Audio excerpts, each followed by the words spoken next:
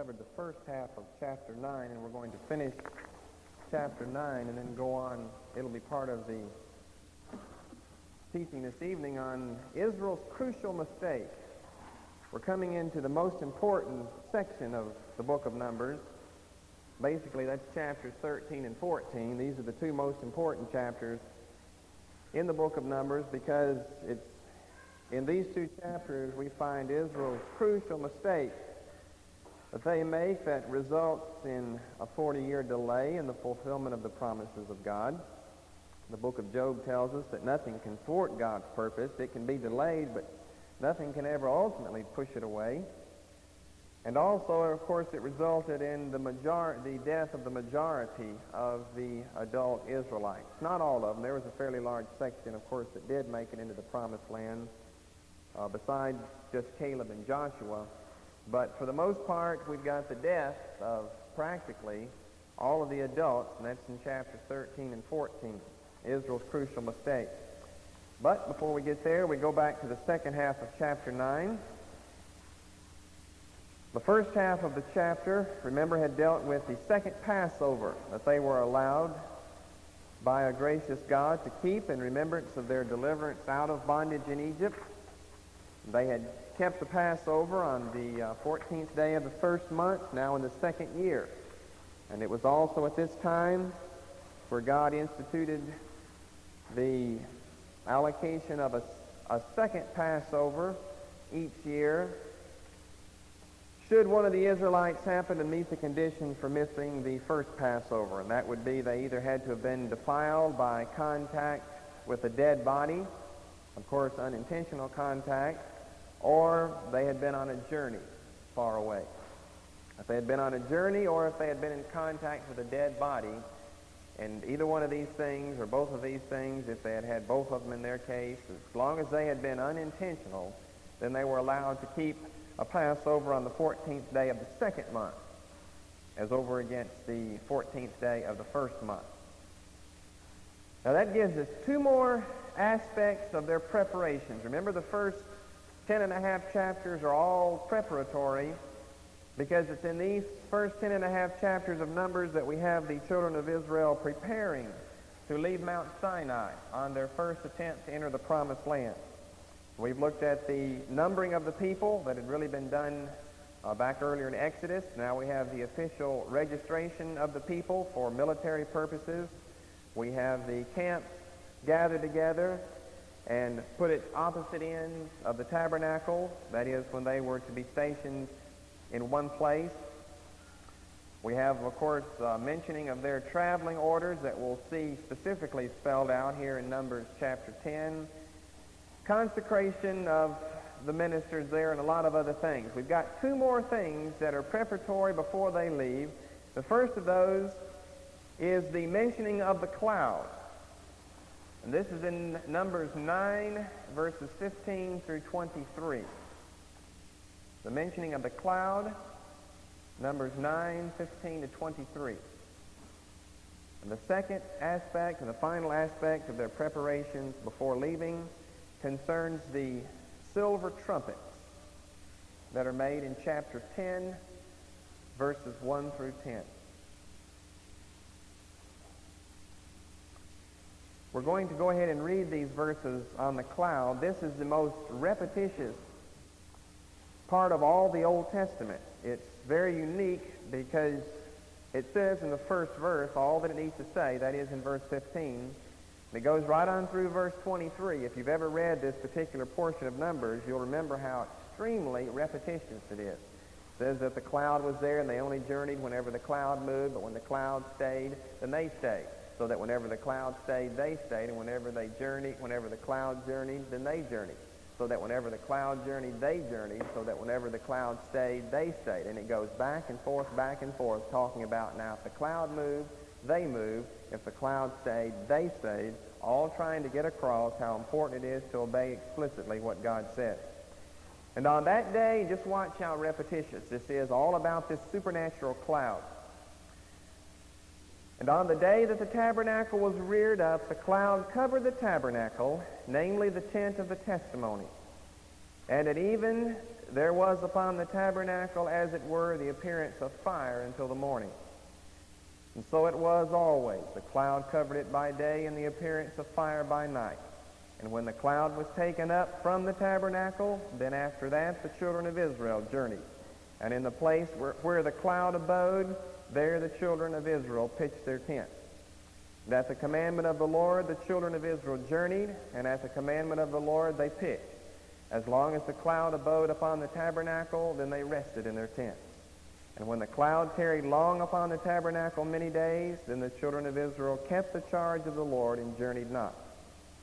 And so it was, when the cloud was a few days upon the tabernacle, according to the commandment of the Lord, they abode in their tents, and according to the commandment of the Lord they journeyed.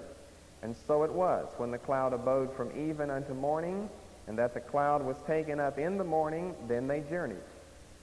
Whether it was by day or by night that the cloud was taken up, they journeyed, or whether it were 2 days or a month or a year that the cloud tarried upon the tabernacle, remaining thereon, the children of Israel abode in their tents and journeyed not. But when it was taken up, they journeyed. At the commandment of the Lord they rested in their tents, and at the commandment of the Lord they journeyed. They kept the charge of the Lord at the commandment of the Lord by the hand of Moses. Saying essentially the same thing again and again. Now we have to go back to Exodus 13 to see our first appearance of this supernatural cloud. And we'll trace it on through until we come up to the time at which Moses is referring here in Numbers 9. Exodus 13, verses 20 through 22. You've had a lot said about this cloud already earlier. And they took their journey from Succoth and encamped in Etham in the edge of the wilderness. And this is the first time we see the cloud appearing. And the Lord went before them by day in a pillar of a cloud to lead them the way, and by night in a pillar of fire to give them light, to go by day and night. He took not away the pillar of the cloud by day, nor the pillar of fire by night from before the people. Another time we see it is in chapter 14, verses 19 and 24. And here we have the cloud not only as a guiding cloud, but as a protecting cloud, because in both in verse 19 and in verse 24, we see protection that's afforded to the Israelites on the basis of this cloud being near them. The angel of God, which went before the camp of Israel, and we know the angel indwelt the cloud, removed and went behind them. And the pillar of the cloud went from before their face and stood behind them. Verse 24, and it came to pass that in the morning watch the Lord looked unto the host of the Egyptians through the pillar of fire and of the cloud, and troubled the host of the Egyptians. And we know it's at this point that God begins to fight on behalf of his people in order to effect their deliverance from their slavery. Then in the same book, in chapter 33, verses 9 and 10, see the cloud appearing again.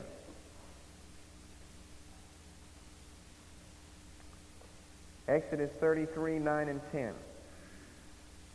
It came to pass, as Moses entered into the tabernacle, the cloudy pillar descended and stood at the door of the tabernacle, and the Lord talked with Moses. So there again we see the reference that God is dwelling in this cloud. And all the people saw the cloudy pillar stand at the tabernacle door, and all the people rose up and worshipped, every man in his tent door. Now remember that this was only a temporary tabernacle at this point, because it's not until Exodus chapter 40 and verse 17 where we see the completed tabernacle raised up and reared up here for the first time. There's no contradiction between the tabernacle being mentioned earlier. We just have to assume it was a temporary tabernacle, and now we've got the more permanent one that God had given them so many instructions concerning in the book of Exodus. Verse 17 of Exodus chapter 40. And it came to pass in the first month, in the second year, on the first day of the month, that the tabernacle was reared up. And by the way, if you'll hold your hand there, we'll come back. Go back to Numbers 9 and 15. You see, this is what Moses is referring back to. Numbers 9:15. And on the day that the tabernacle was reared up, the cloud covered the tabernacle. Just what we're reading here in Exodus 40:17. And it came to pass in the first month, in the second year, on the first day of the month, that the tabernacle was reared up. Verse 34, and this is our second longest discussion of the cloud. The longest one's in Numbers 9. The second longest one is in Exodus 40, 34 through 38. Then a cloud covered the tent of the congregation, and the glory of the Lord filled the tabernacle. And Moses was not able to enter into the tent of the congregation because the cloud abode thereon, and the glory of the Lord filled the tabernacle. And when the cloud was taken up from over the tabernacle, then the children of Israel went onward in all their journeys. But if the cloud were not taken up, then they journeyed not till the day that it was taken up. For the cloud of the Lord was upon the tabernacle by day, and fire was on it by night, in the sight of all the house of Israel throughout all their journeys. Now obviously, both in Exodus 40 and in Numbers 9, Moses is looking back whenever he's writing Exodus and whenever he's writing Numbers, whenever he's talking about whenever the cloud was taken up, then the tabernacle journeyed along with the rest of the Israelites, because neither in Exodus 40 nor in Numbers 9 have they gone anywhere. The cloud's never been taken up to go anywhere yet.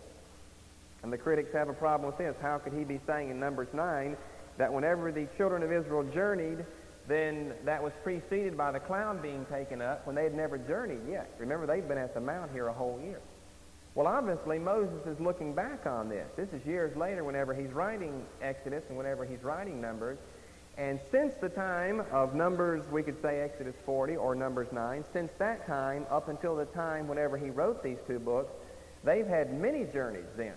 And so he's referring to future journeys. That is, journeys that come after Numbers 9. As a matter of fact, the first one will come in chapter 10, where we see for the first time this cloud taken up as a symbol of it's time to begin to move on. And of course, they are willing to obey right away. If you've ever seen some of the books that write about William Branham, you see the same mysterious pillar of fire and cloud, and it's just seen periodically over God's ministers, and it's been seen many times over William Branham. They even have pictures of the pillar of fire descending upon his shoulder. And no doubt it's the presence of the Lord, just like we see back here in the Old Testament. Now, the second aspect, and the final aspect of their preparations before they go on and before we go on, found in Numbers 10, 1 to 10, that concerns the two silver trumpets that they are commanded to make. Now, these trumpets are made for the priests. The priests are to be the ones that blow them. Moses and Aaron are to be the two that give the signal when these two trumpets are to be blown, and the priests are the one who do the blowing. Now, these trumpets were given for several reasons. First of all, for the calling of the assembly. Whenever it was time to gather the people together around the tabernacle door, then a certain note, a certain blast was blown on the trumpet. So a first reason is for the calling of the assembly. Secondly, for the journeying of the camps. When it's time to take a journey, then the cloud would be taken up. Thirdly, they were also used in preparation for war. And fourthly, they were to be blown as a sign of joy and thanksgiving on feast days.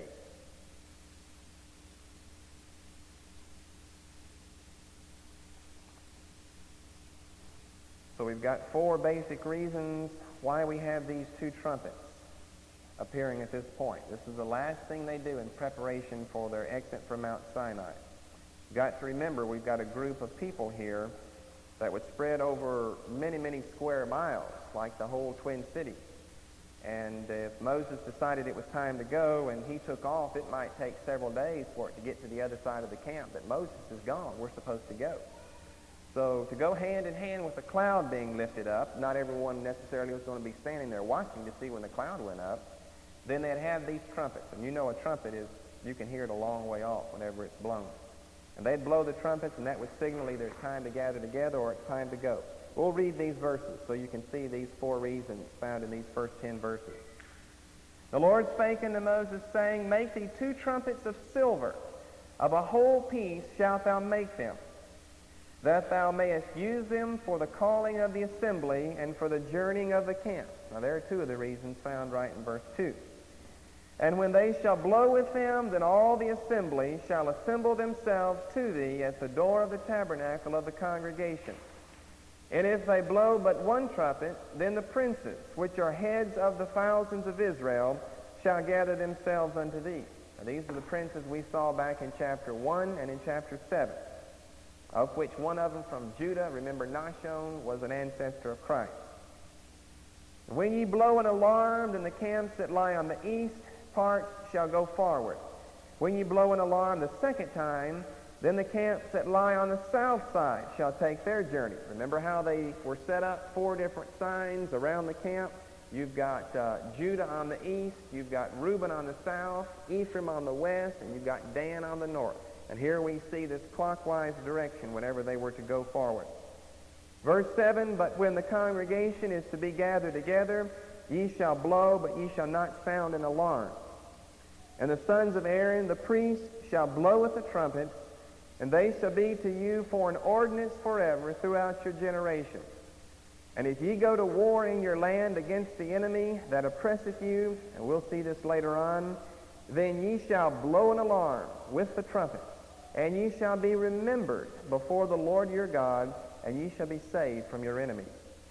And this is the final reason. Also in the day of your gladness, and in your solemn days, and in the beginnings of your months, ye shall blow with the trumpets over your burnt offerings and over the sacrifices of your peace offerings, that they may be to you for a memorial before your God. I am the Lord your God. Now, basically what chapter 10 is about, those were the final 2 aspects. Now we come to really the heart of chapter 10, and that is their first exit from Sinai and attempt to enter the promised land. The key verses are verses 11 through 13. To remind you once again that all that has taken place from Exodus 19 through Numbers 10 and verse 11 occurs within a 1-year period of time. That includes the second half of the book of Exodus, all of the book of Leviticus, and the first third of the book of Numbers. And all of this takes place from Exodus 19 and verse 1 through Numbers 10 and verse 11 in basically 1 year. Exodus 19:1, remember it was the 3rd month of the first year when they finally arrived at Mount Sinai. Now we're on the 20th day of the 2nd month of the 2nd year, which is just about almost exactly a year later. And it came to pass on the 20th day of the 2nd month in the 2nd year that the cloud was taken up from off the tabernacle of the testimony. And the children of Israel took their journeys out of the wilderness of Sinai, and the cloud rested in the wilderness of Paran.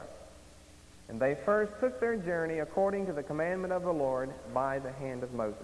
First time the cloud is taken up, first time we see them taking a journey. Now we're going to read a few of these verses, beginning with verse 14, to show you the order of that diagram that I had drawn up here last time, where we see the 3 tribes on the east going, and then some of the Levites coming behind them, then 3 tribes of the south going, and then another group of Levites going, then the 3 tribes of the west, and the three tribes of the north. And of course the tabernacle is going in front. Now you can look back in your notes and see that diagram, and you'll see it spelled out here in Numbers 10. In the first place went the standard of the camp of the children of Judah, the eastern tribes, according to their armies, and over his host was Nahshon, the son of Amminadab. And then we have the other 2 tribes of Issachar and Zebulun, verses 15 and 16. And over the host of the tribe of the children of Issachar was Nethaneel, the son of Zuar. And over the host of the tribe of the children of Zebulun was Eliab, the son of Helon. And then we have verse 17. And the tabernacle was taken down, and the sons of Gershon and the sons of Merari set forward bearing the tabernacle. Remember, those were the two divisions of the Levites that came next, your Gershonites and your Merarites. Now, the reason they came next and the Kohathites didn't come until later on was because the Gershonites and the Merarites were the ones who actually had the tabernacle proper itself. The Kohathites only had the instruments that went in the tabernacle. It'd be a little ridiculous for the Kohathites to arrive at the designated spot to camp, and they've got the instruments, but they don't have anything to put them in. So we've got the Gershonites, the Merarites going first. They would get there ahead of the Kohathites. That would give them time to set the tabernacle up. Then after them, later on, an hour or so later, would come along the Kohathites, and they would be carrying with them the instruments of the tabernacle. And the standard of the camp of Reuben set forward according to their armies, and over his host was Eliezer the son of Shedeur, and over the host of the tribe of the children of Simeon was Shelumiel the son of Zereshaddai, and over the host of the tribe of the children of Gad was Eliasaph the son of Duel. And here in verse 21 now we have the Kohathites. And the Kohathites set forward, bearing the sanctuary. And the other did set up the tabernacle against they came. In other words, they were preparing the tabernacle before the Kohathites got there. And that goes on to tell you their marching orders. I drew that on a diagram.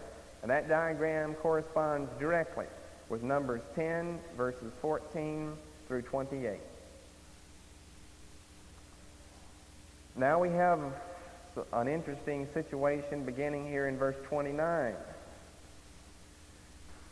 where we're going to discuss our first of two men this evening that went by three names in Scripture, and you don't want to confuse them just because they go by three different names.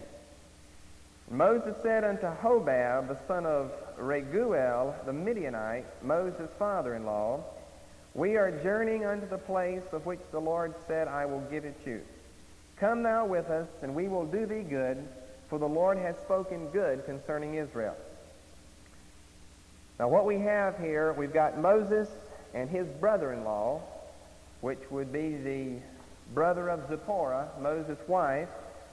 Together in a conversation, Moses is beseeching Hobab to come along with them and act as a scout on behalf of the Israelites. Verse 30, he said unto him, I will not go. He refuses the first time. But I will depart to mine own land and to my kindred. Now we've got Moses speaking again in verse 31. And he said, Leave us not, I pray thee, forasmuch as thou knowest how we are to encamp in the wilderness, and thou mayest be to us instead of eyes. That's what you need a scout for. And it shall be, if thou go with us, yea, it shall be, that what goodness the Lord shall do unto us, the same will we do unto thee. Now, your commentators are generally divided over their opinions concerning whether or not Hobab accepted this invitation of Moses to go along with them. I know Jamieson Fawcett Brown, in their good conservative commentary, say that Hobab decided not to go with them, but I think the implication here is rather obvious to discern that he did decide to go, because the first time when Moses asked him in verse 30, he said, No, I won't go. Then in verse 31, Moses asked him again, Will you go? By promising him in verse 32 that however the Lord blesses them, in whatever way he blesses the Israelites, and the Israelites in like manner will bless the Kenites or the Midianites. And since we don't have any comment now after verse 32, that's the end of this transaction, the end of this situation here. I think it's safe to assume that Hobab did decide to go along with them, and I will give you several scriptures here in a moment that I think justifies that conclusion. But before looking at that, let's go back to verse 29. Who in the world is Reguel? Reguel. Who's Reguel? He's called Moses' father-in-law here. Now, it's not calling Hobab his father-in-law. It's calling the second one, Reguel. Who's Reguel? Jethro. Who's Jethro? Reuel. Three names that he's known by in Scripture. And I guess most of us in here have three names, don't you?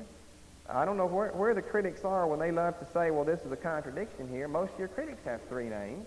They got a first name, a last name, and a middle name. Now, I'm not saying that corresponds, but I don't have a problem. You hear of some kings sometimes having a half a dozen names that go along with their title. But it's talking about the same individual. Let's go back to Exodus. Let's see, what was that? Chapter 2? Yeah, Exodus 2 and verse 18. He's first called by his name Reuel. R-E-U-E-L, Reuel. Exodus 2:18. Secondly, he's called by Jethro. Exodus 3 and verse 1. Thirdly, he's called by the name Raguel. I don't know which of those would be the best. I don't like the name Raguel or Jethro too much. Maybe Reuel would be a better name. Numbers 10 and verse 29. Raguel.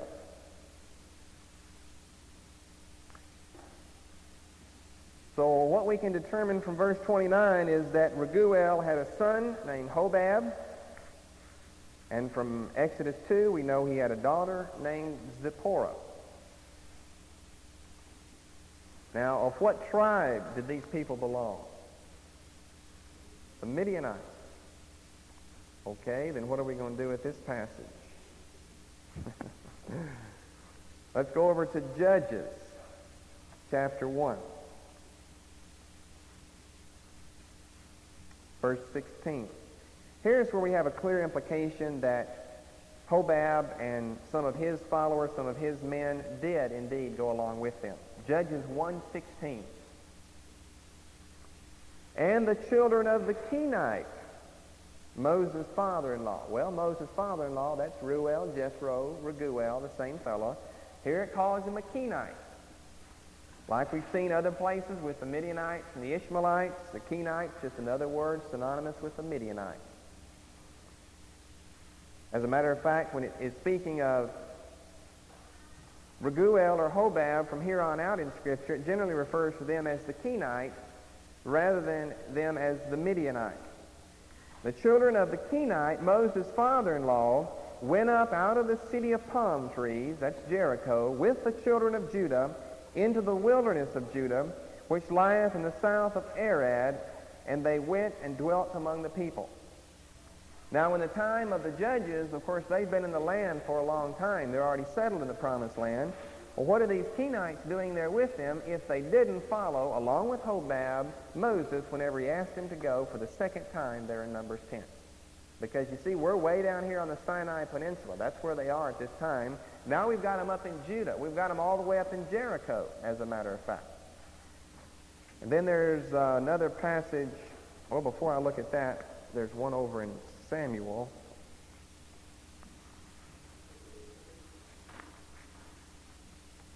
Let me see where that one was. It was in 1 Samuel.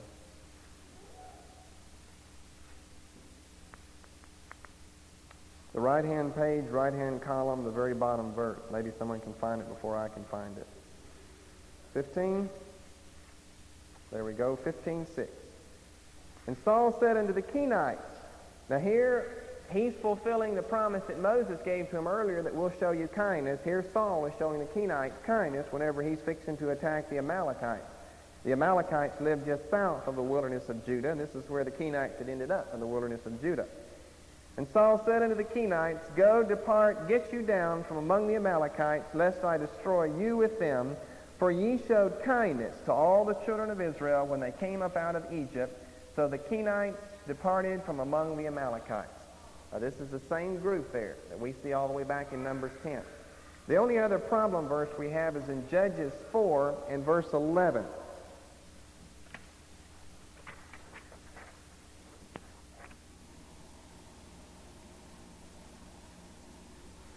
Now you see right here, it mentioned back in Judges 1, verse 16, that they were there dwelling in the wilderness of Judah. It mentioned the town Arad too. There's Arad right there. That's pretty small. But this stretch of land right here is known as the wilderness of Judah. So this is where we're finding them at this particular time. Now this verse we're going to look at here in Judges 4:11, we're finding a certain family. I think his name was Heber, a whole family. He was named Heber himself and his family. His whole clan here was known as Heber.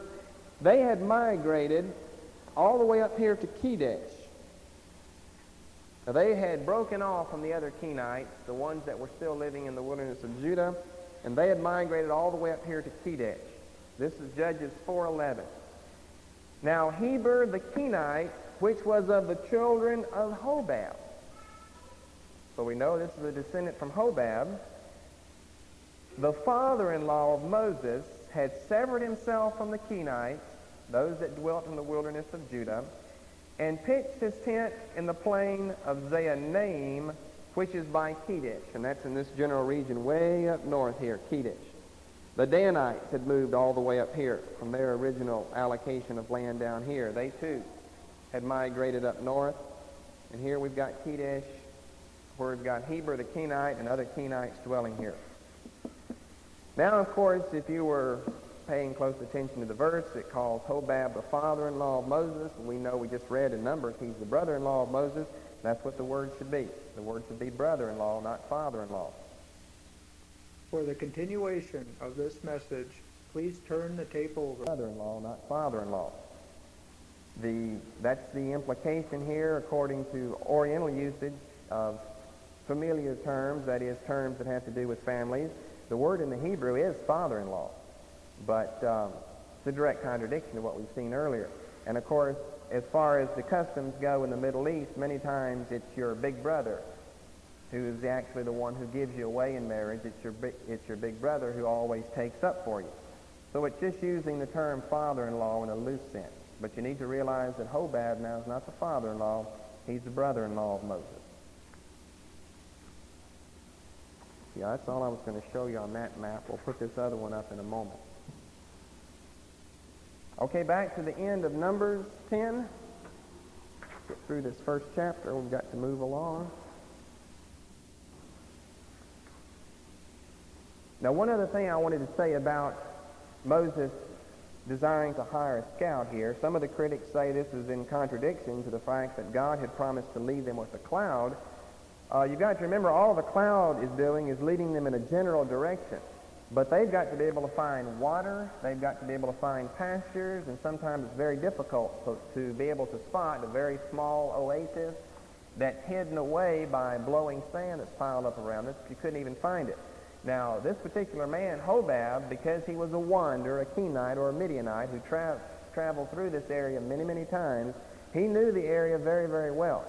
Now, it's not a lack of faith on Moses' part in asking for a guide to go along with them. He's trusting the cloud to lead them in the general direction of where God wants them to go. But along with them, he's going to take Hobab and some of his men who know the area, and they're going to be the ones who go and spy out not the promised land, but spy out the wilderness.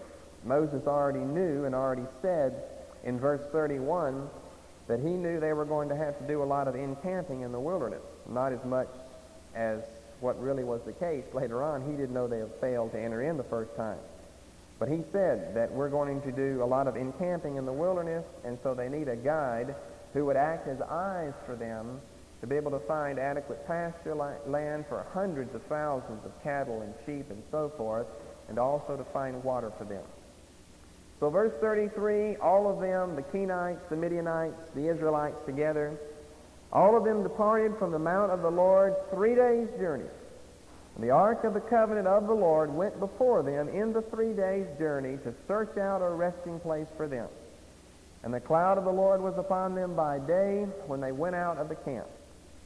And it came to pass, when the ark set forward, that Moses said, Rise up, Lord, and let thine enemies be scattered, and let them that hate thee flee before thee. This is where the psalmist gets his psalm that we see over in the book of Psalms, from this cry that Moses gave. When they went forward, he said, Rise up, Lord. And when it rested, he said, Return, O Lord, unto the many thousands of Israel. Chapter 11, we have the provision of the quail supernaturally and the appointment of the 70 elders. who are to come along and help Moses. That long list of murmurings and complainings that I gave you earlier, here we have two of them found right here in this one chapter. We've got the quail supplied supernaturally. It had been given to them back in Exodus, I believe, chapter 16 on a temporary basis. It's given again only temporarily for them, but the manna has continued with them the whole time, and that's what they're a little bit tired of. When the people complained, it displeased the Lord, and the Lord heard it. And his anger was kindled, and the fire of the Lord burnt among them, and consumed them that were in the uttermost parts of the camp. The people cried unto Moses, and when Moses prayed unto the Lord, the fire was quenched. And he called the name of the place Taberah, because of the fire of the Lord burnt among them. And the mixed multitude that was among them fell a-lusting. And the children of Israel also wept again, and said, Who shall give us flesh to eat? We remember the fish that we did eat in Egypt freely, the cucumbers, the melons, the leeks, the onions, and the garlic. But now our soul is dried away. There is nothing at all beside this manna before our eyes. You see, they're despising the very thing God gave them, that he had supplied graciously and supernaturally for them. They're despising this day of small things. Now we have to go back, all the way back to the book of Exodus in chapter 12, where I mentioned when we were back there that we would see this mixed multitude again. And here we see them, and they were not a good group to follow along with the Israelites.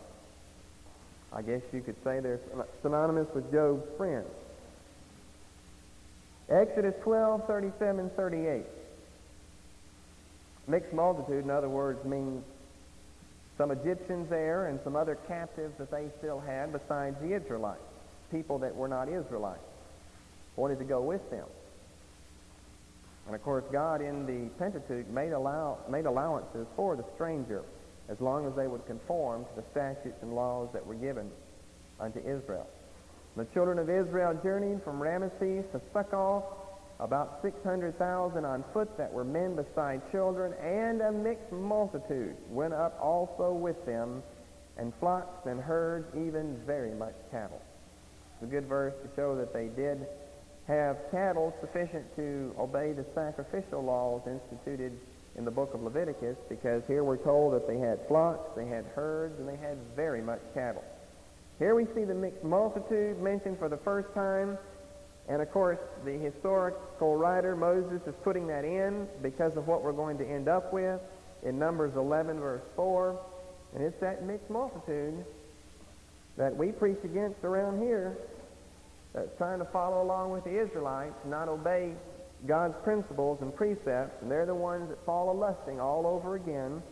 Get the Israelites all excited and incited to riot and to complain against the Lord and to complain against his servants. They're complaining about the manna that's been given unto them. Then in verse 10, Moses is really just about fed up here at this point. Listen to his passionate cry to the Lord. Then Moses heard the people weep throughout their families, every man in the door of his tent. The anger of the Lord was kindled greatly, and Moses also was displeased. And Moses said unto the Lord, Wherefore hast thou afflicted thy servant? And wherefore have I not found favor in thy sight, that thou layest the burden of all this people upon me? Have I conceived all this people? Have I begotten them, that thou shouldest say unto me, Carry them in thy bosom, as a nursing father beareth the sucking child unto the land which thou swearest unto their fathers? Whence did I have flesh to give all this people? For they weep unto me, saying, Give us flesh that we may eat. I am not able to bear all this people alone, because it is too heavy for me. And if thou deal thus with me, kill me, I pray thee, out of thy hand, if I have found favor in thy sight, and let me not see my wretchedness. He's telling the Lord, if you don't do something about this, then I just as soon die, because the load is too great. Then in verse 16, we have the 70 elders that are appointed to go along with the princes that were over each of the 12 tribes, and also to go along with those appointed back in Exodus 18 at the suggestion of Jethro. We see a manifestation of God's anger beginning here in verse 19. Ye shall not eat 1 day, nor 2 days, nor 5 days, neither 10 days, nor 20 days, but even a whole month, until it come out of your nostrils, and it be loathsome unto you, because that ye have despised the Lord which is among you, and have wept before him, saying, Why came we forth out of Egypt? Very important principle here to learn, just to be satisfied with what you have. Moses said, The people among whom I am are 600,000 footmen, and thou hast said, I will give them flesh that they may eat a whole month. Shall the flocks and the herds be slain for them to suffice them? He knew he couldn't do this because then he couldn't obey the laws of sacrifice. Or shall all the fish of the sea be gathered together for them to suffice them? Moses looking only to the natural. And the Lord said unto Moses, Is the Lord's hand waxed short? Thou shalt see now whether my word shall come to pass unto thee or not. Verse 31, And there went forth a wind from the Lord, and brought quail from the sea, and let them fall by the camp, as it were a day's journey on this side, and as it were a day's journey on the other side, round about the camp, as it were 2 cubits high upon the face of the earth. Remember, this is how low they're flying, and they're able to knock him down with clubs. The people stood up all that day, and all that night, and all the next day, and they gathered the quail. And he that gathered least gathered 10 homers, and they spread them all abroad for themselves round about the camp, spread them out to dry in the sun. And while the flesh was yet between their teeth, ere it was chewed, the wrath of the Lord was kindled against the people, and the Lord smote the people with a very great plague. And he called the name of that place Kibroth-Hattaavah, because there they buried the people that lusted. And the people journeyed from Kibroth-Hattaavah unto Hazeroth, and abode at Hazeroth. Now we're going to come back to these particular names, and I want to show you part of their journeys here in a moment. Chapter 12, most of you are probably already familiar with this little short chapter. We have the complaint of Miriam and Aaron, because they're saying that Moses is putting himself up to be something that really he's not, and they should be on equal ground with him. Now we know from 3 specific reasons that the instigator of this riot is Miriam and not Aaron. I want to give you 3 reasons why we know Miriam is the one who's leading Aaron along with her to complain against their brother Moses, their younger brother Moses, rather than it being Aaron the one who's starting the trouble. First of all, whenever their names are mentioned, her name is mentioned first. Verse 1, rather than and Aaron and Miriam, they've got it changed around, and Miriam and Aaron. Secondly, we have a Hebrew feminine verb in verse 1. That's the verb spake. It's in the feminine form rather than the masculine form. Now, we don't have that in the English language. The verb is a verb. It's not a neuter or masculine or feminine. But in many, many languages, all of your words, whether they be nouns or verbs, are either feminine or masculine or neuter. And the common word to use is your masculine form of the verb spake. But interestingly enough, it's the feminine form of the verb spake. That's reason number 2 why we know it's Miriam. And thirdly, she was the one stricken with leprosy and not Aaron.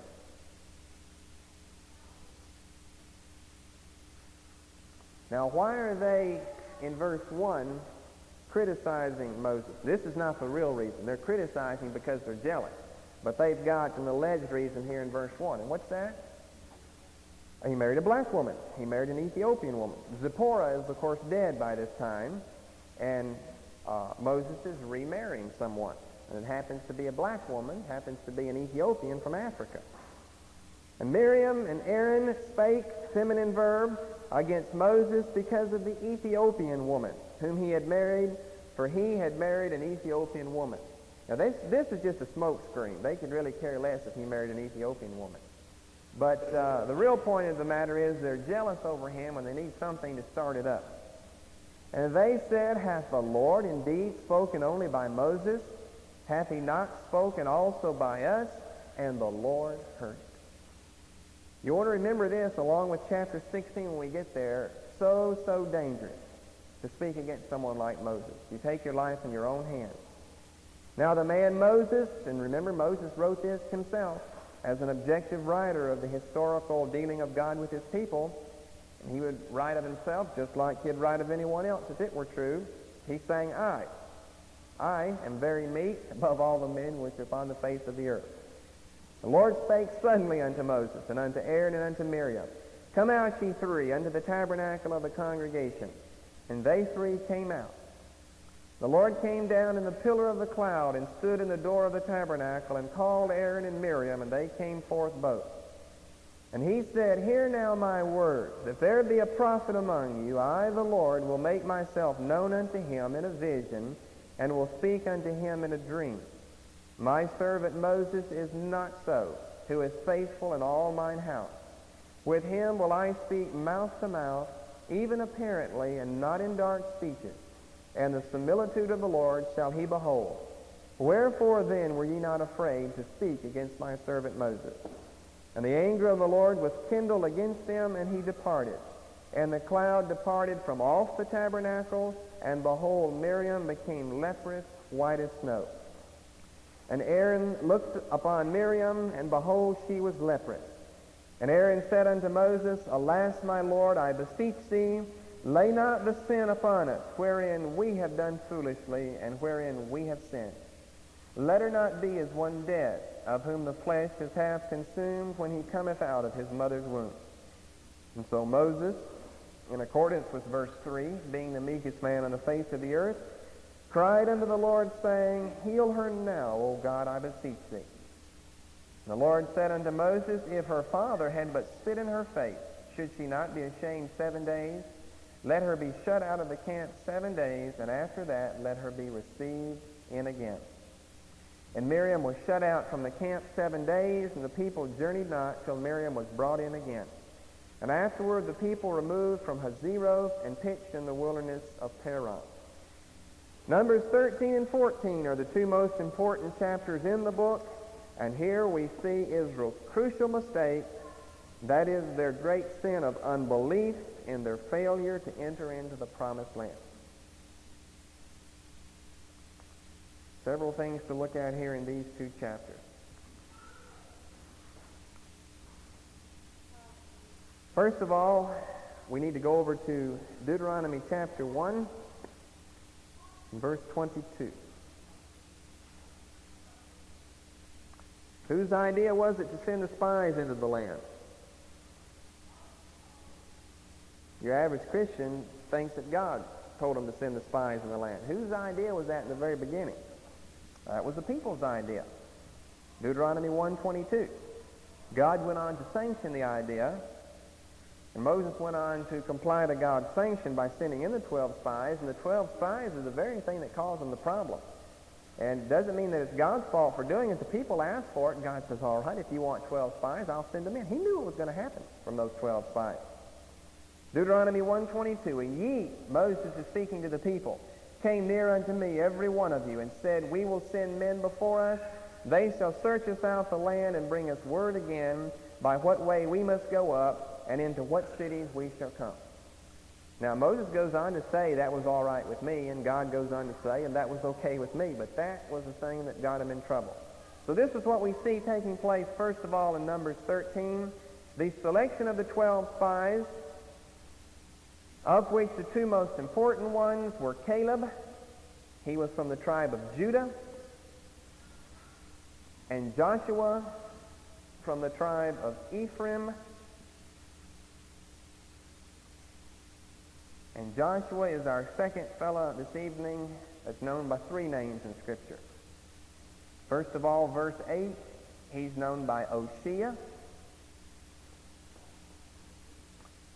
Secondly, in verse 16, he's known by Jehoshua. And then throughout the rest of the Bible, he's known simply as Joshua, particularly his book named after him. But we see this in chapter 14 and verse 6. Oshea, Jehoshua, and Joshua. Three names for this particular man. We've taught several messages, I know, many months ago on these two chapters. They're very, very interesting, especially in light of what we're studying on faith. How the fact that there were giants in the land, that they were terrible, that they did have cities that appeared to be walled right up to heaven itself, looking at the circumstances, failing to look at the promises of God that said, I'll give you the land. Doesn't matter what the problems look like, I'll give you the land if you'll believe me. And of course we see they don't believe him, the only two that do, and consequently are allowed to go into the promised land and experience some of those blessings, are Caleb and Joshua. Now in the end of Numbers 12, we see them in the wilderness of Paran. And the particular city or town where they are is in 1326. That's Kadesh Barnea. That's the most important city to remember in all of their journeying is Kadesh Barnea. Because this is always their base camp. Whenever they're attempting to enter the land, they always camp out at Kadesh Barnea. Here it's just known by its short name, Kadesh. But there were other Kadeshes, so it's called Kadesh Barnea. Called in the wilderness of Paran. I don't know if I've shown you this before, but I want to show you the various wildernesses that we've gone through with the children of Israel, and you might want to jot these down and you can look them up on your map and learn where they are. First of all, the wilderness of Shur. I think that's S-H-U-R. I can't read it because of the glare. Yes, S-H-U-R. This is the wilderness of Shur. We drop down below it, the wilderness of Etham, E-T-H-A-M.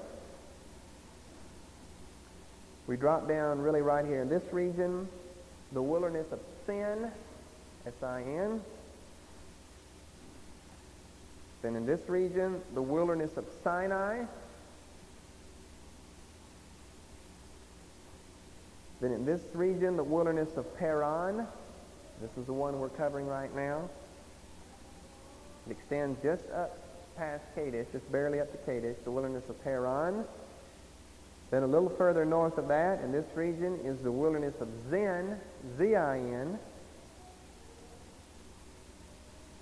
And then right along the western coast of the Dead Sea is the wilderness of Judah. How many is that? 7? Right there, the wilderness of Judah.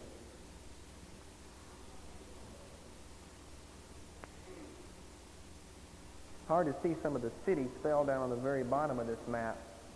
We only have 3 cities mentioned here in particular before we see them getting up to Kadesh Barnea.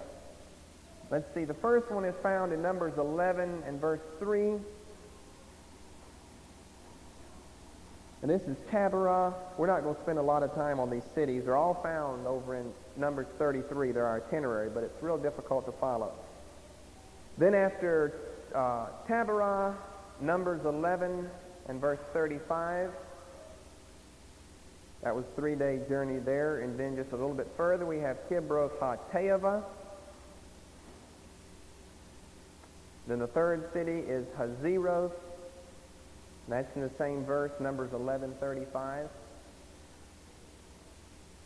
Okay, and then here's the way they take. They're going right up here. No cities are mentioned in this account, at least right here in Numbers, of their journey here. It says that they went up to the wilderness of Paran, and it says they went up, chapter 13, verse 26, to the city or to the town of Kadesh. And this is always their base whenever they're attempting to enter the promised land, at least from the south. They're here 2 times that we know of. It's always here in Kadesh Barnea. And so remember that is the most famous city of their wandering around, is here in Kadesh Barnea. Chapter 14, along with chapter 13, as I said, concerns their failure to enter the promised land. And here, what they had confessed for many, many times, we're going to die in the wilderness. God says you're going to get what you confess. Numbers 14, 27 to 29. And he said, sure enough, they're going to die in the wilderness.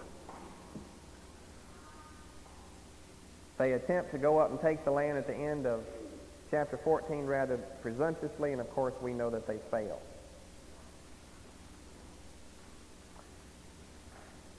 Chapter 15, we have some more laws on offerings, and we have an example of a man breaking the Sabbath commandment. Just like we saw earlier, a man breaking the commandment of using the Lord's name in vain by blaspheming the Lord, and he was stoned to death. Then here we've got our second example of a man disobeying one of God's commandments, and this concerns the Sabbath. and he is stoned to death.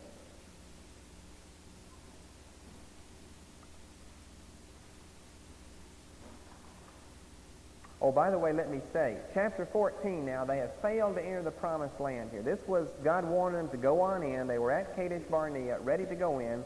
They failed to enter. Chapters 15 through 19 are the only record we have of their wanderings in the wilderness. Chapters, of course, we know this is 38 years that they're doing this. Chapters 15 to 19 most likely are taking place within the first few weeks or the first few months after their first failure to enter the promised land. So after Numbers 14, then you've got Numbers 15 to 19. And that one section is their wandering in the wilderness. But don't think that chapter 15 is their first year of wandering, and then when we get to chapter 19, that's the 38th year of their wandering. Most of their wandering takes place after chapter 19. Just remember that chapters 15 to 19 are the only record of the events taking place after they failed to enter the promised land for the first time. And more than likely, these take place, these chapters, 15 through 19, within the first few weeks or months after they fail in chapter 14 to enter the promised land. So they've tried to enter, they haven't been successful, they've already been promised now that they're going to wander in the wilderness for these remaining 38 years of that 48-year, or that 40-year total period. And so these are some of the events that take place right after they failed to enter the promised land. Chapter 16, we have the presumption of Korah, Dathan, Abiram, and On. It's all found in verse 1 there. To overrule and override Moses and Aaron and the priesthood. Really, there are two arguments. We're not going to get into them in detail here. Korah has an argument against Aaron, and Dathan and Abiram, their argument is directed against Moses. And you know what takes place with them. Now, On, the fourth man in this conspiracy, drops out. He's only mentioned in verse 1, and evidently he saw the light, decided not to bother Moses anymore, and he drops out of it because judgment is only passed upon Korah, Dathan, and Abiram. And On, see, Korah, of course, is a Levite. He's a Kohathite, and that's why his argument is against Aaron, because he's not a priest, he's just a Levite, and he wants to be a priest on the same level as Aaron and his sons. Now, Dathan and Abiram and On all come from the tribe of Reuben. And remember, Reuben was the firstborn. And by this time, Judah has gained the ascendancy. And they're complaining that Moses should not have let Judah be lifted up as the number one tribe. They want to be the number one tribe because Reuben was really the firstborn. Judah wasn't until several children later on, I think the fourthborn or something, where Judah comes along. So we really got two arguments, and they run side by side. You'll have one verse on one argument and the next verse on another argument. But remember that Korah's is directed against Aaron, and Dathan and Abiram's is basically directed against Moses himself. We have the plague of the Lord that comes out against the people, and as a result, in verse 49, 14,700 of them died.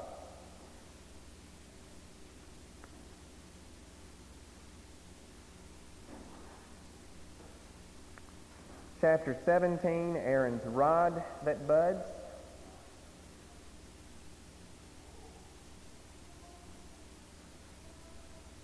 Chapter 18, we have more laws for the priests and the Levites, specifically referring to God's temporal blessing on them if they'll be faithful to adhere to their spiritual duties.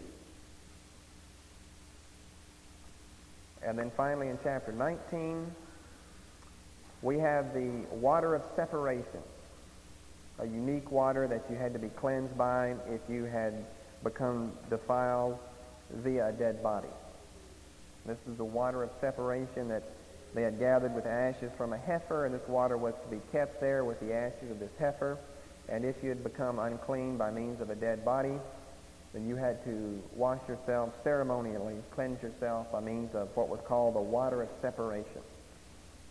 Just like the trial of jealousy, you don't see a lot of these things ever used again because, Israel becomes so apostate later on in their national progression or degression, whichever you want to call it, from the Pentateuch on through the time of the post-exilic prophets. You don't see a lot of these things. Now, after chapter 19, you might want to write a note in your Bible so you'll know. Between chapter 19 and chapter 20, we've got a 38-year gap. That's why I said this is really when all the wandering takes place. It's between chapter 19 and 20. Because you see in the very first verse of 20, 40 years are up now, and they're back at Kadesh, Barnea. And that's where they came the first time, remember. And now they're going to go from Kadesh and make a second attempt to enter the promised land. They're going to end up going around eastwardly, and they are going to be successful rather than going through the south. So we've got the 40 years are up now, or the 38 years of wandering, either way you want to speak of it, because they're back in Kadesh.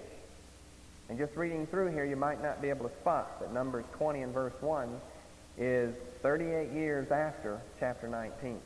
And that's when you have all your wandering taking place there. Well, we're going to stop there because from chapter 20 on through the last chapter, 36, we have their journey from Kadesh to Moab. And that's what we'll be looking at next time, their journey from Kadesh to Moab. And if you're confused any on their itinerary that we went over briefly, you can look ahead in chapter 33 of Numbers. That's the chapter of their itinerary that covers some of the principal places where they journeyed. Only problem is we don't know where those places are because they're not there today. So it's a guessing game to try to guess exactly what route they went from Kadesh, back to Kadesh again, and then on over to Moab. They're either at Kadesh one time, they're going to do a big circle of wandering, they're going to come back to Kadesh a second time after 38 years, and from Kadesh they're going to go on over to Moab, the plains of Moab, on the east of Jordan, over against Jericho, and from there, Joshua 2 and 3, they're going to go on into the promised land. Okay, do we have any questions on that? Anything that you missed? So we'll try to finish up Numbers next time and leave us one more book before we get through with the Pentateuch. For a complete